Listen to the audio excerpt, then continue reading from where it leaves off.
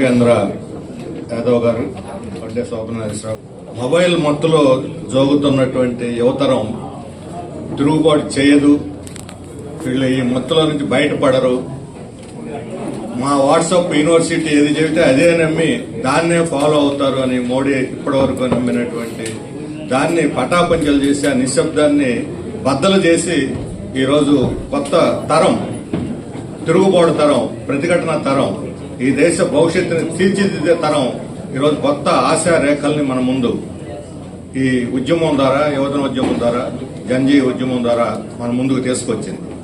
ఇది ఖచ్చితంగా పురోగమన స్టేజ్ మన దేశంలో. నేను ఇక్కడికి వచ్చినప్పుడు ఈ హాల్లోకి ఎంటర్ అయినప్పుడు ప్రొఫెసర్ అంజిరెడ్డి గారు ఆయన ఇక్కడే ఉన్నారు, ఒక ప్రశ్న అడిగారు. దేశమంతా కూడా యువతరం కదులుతా ఉంది, మన రాష్ట్రంలో ఎందుకని యువత అంతగా కదలలేదు అని చెప్పి నేను ఆయన్ని అడిగాను. మేము శోధిస్తున్నాం రాజకీయ పార్టీలు, మాకు ఏమీ పరిష్కారం దొరకలేదు, మీరే చెప్పాలి ప్రొఫెసర్ కాబట్టి అని చెప్పారు. మా చర్చల్లో వచ్చింది ఏంటంటే వాస్తవం ఇక్కడ చెప్పారు కూడా. గత 30 సంవత్సరాల్లో మొత్తం మన రాష్ట్రంలో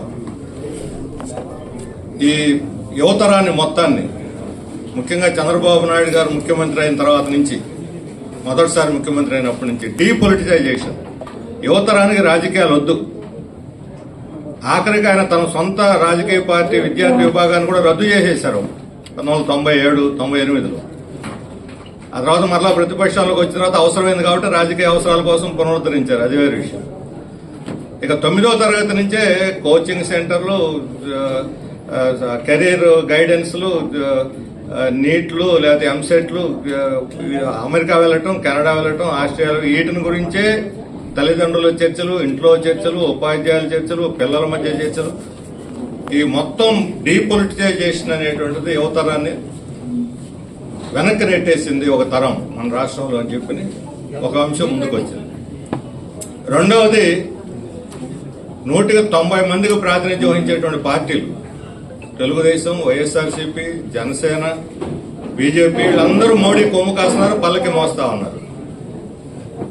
ఇక వేరే దానికి ప్రశ్నించేదానికి అవకాశం లేకుండా ఈరోజు దేశంలో ఎలా జరుగుతుందో మన రాష్ట్రంలో ఎవరు హాస్టల్స్ పోవటానికి లేదు, ఎవరు కాలేజీలకు పోవటానికి లేదు, బయట వాళ్ళు, యూనియన్లు అవసరం లేదు, ఉద్యమాలు అవసరం లేదు, ఇంట్లో నుంచి బయటకు వస్తే ధర్నాలు చేస్తామంటే ఇంట్లోనే హౌస్ అరెస్టులు, ఈ రకమైనటువంటి నిర్బంధం, తెలియనటువంటి నిర్బంధం, వెనక నుంచి భయపెట్టేటువంటి వాతావరణాన్ని ఈ రాష్ట్రంలో కూడా సృష్టించారు.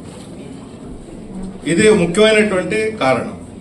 అయితే దీంతో పాటు మిగతా 10% ప్రాతినిధ్యం వహించేటువంటి శక్తులు, వామపక్షాలతో సహా ఇతర అభ్యుదయ శక్తులు బలహీనంగా ఉండటం, ఇది కూడా ముఖ్యమైనటువంటి కారణం. కొత్త తరానికి కాన్ఫిడెన్స్ ఇచ్చి మనం ఈ తరాన్ని ముందుకు తీసుకురాగలమని.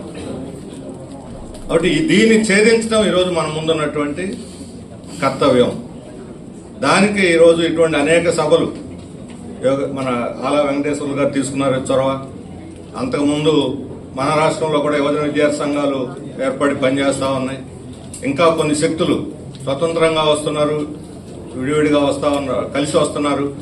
ఇటువంటి అన్ని కూడా ఈరోజు మరలా తిరిగి ఆంధ్రప్రదేశ్లో, మన ఆంధ్రప్రదేశ్ చరిత్ర చూస్తే ఒక్కొక్కసారి ఇప్పుడు ఎమర్జెన్సీ అయిపోయిన తర్వాత దానికి వ్యతిరేకంగా దేశం అంతా కాంగ్రెస్ నోటిస్తే ఇక్కడ కాంగ్రెస్ ని గెలిపించారు. ఆ రోజు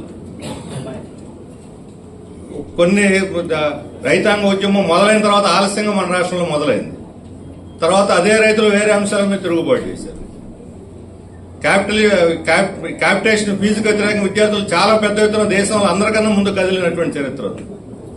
ఇందాక చెప్పారు, సారా ఉద్యమంలో దేశానికే మార్గదర్శకంగా మనం చూపెట్టాం. కొన్ని అంశాల్లో వెనకబడుతున్నాం, కొన్ని అంశాల్లో ముందుకు వస్తున్నాం. అందువల్ల నిన్న దేశంలో బద్దలైనటువంటి నిశ్శబ్దం రేపు ఆంధ్రప్రదేశ్లో కూడా బద్దలై తీరుతుంది అని చెప్పడానికి మన ఆంధ్రప్రదేశ్ చరిత్ర కూడా రుజువు చేస్తా ఉన్నది. అందువల్ల మనమేమి ఆందోళన పడాల్సిన అవసరం లేదు, భయపడాల్సిన అవసరం లేదు. ఈరోజు మన రాష్ట్రంలో ఈ నిర్బంధాలని, ఈ మౌన దీన్ని కూడా అధిగమించి మన తరం కూడా ముందుకు వస్తుంది. ఎందుకంటే ఇప్పుడు మన రాష్ట్రంలో దేశం మొత్తం నిరుద్యోగం ఎక్కువగా ఉంది. మా ఆశలు అన్ని కూడా సన్నగిలుతున్నాయి. ముఖ్యంగా వెనుకబడిన తరగతుల పిల్లలు, ఎస్సీ, ఎస్టీ, యూత్ ఈరోజు ఏ అవకాశాలు లేకుండా చాలా వెనుకబడిపోయి ఏదో అవుతుందో చూద్దాం రేపు పొద్దున రోజు ప్రకటనలు ఇన్ని వేల ఉద్యోగాలు అన్ని వేల ఉద్యోగాలు అని అంటే వస్తాయో అని ఎదురు చూస్తా ఉన్నారు. ఎక్కడ ఉద్యోగాలు లేవు, ఉన్న ఉద్యోగాలు ఓడగొట్టేస్తా ఉన్నారు. మరి ఏమిటి భవిష్యత్తు? ఖచ్చితంగా ప్రతిఘటించి తిరుగుబాటు చేయాల్సినటువంటి పరిస్థితి వచ్చి తీరుతుంది. ఎవరు ఎలా ఏ రూపంలో అనేటువంటిది మనం యోగేంద్రరావు యాదవ్ గారు చెప్పారు. ఆ ప్రెషర్ ఎక్కువైనప్పుడు ఎక్కడి నుంచి అరెస్ట్ అవుతుందో తెలియదు. అది ట్రిగ్గర్ ఎక్కడ అవుతుందో తెలియదు, ఎక్కడ నొక్కొని బయటకు వస్తుందో. కానీ ఖచ్చితంగా తిరుగుబాటు అనేది వస్తుంది. ఆంధ్రప్రదేశ్ యువతరం కూడా తిరుగుబాటు చేస్తున్నటువంటి విశ్వాసం మాకుంది. కానీ ఈరోజు ఈ సదస్సు చొరవ తీసుకున్నటువంటి మన మండల్ ట్రస్ట్ వారిని, ప్రత్యేకించి ఆల వెంకటేశ్వర్లు గారిని అభినందిస్తూ నాకు ఈ అవకాశం ఇచ్చిన మీకు ధన్యవాదాలు తెలియజేస్తూ సెలవు తీసుకుంటాను.